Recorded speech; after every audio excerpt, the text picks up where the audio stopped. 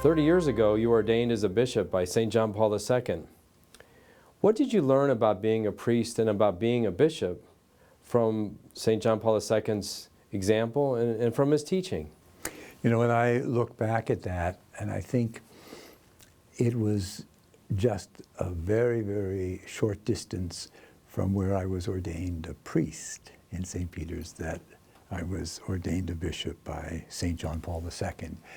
And kneeling there as the Pope came down and placed his hands on the head of all 7 of us who were kneeling there, I can remember just preparing myself, trying to prepare myself, saying to myself, you're going to receive this outpouring of the Holy Spirit.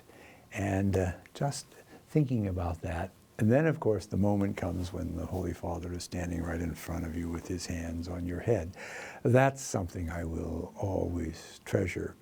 But the real gift of John Paul II was, of course, the example he gave to what ministry is all about. And the great continuity.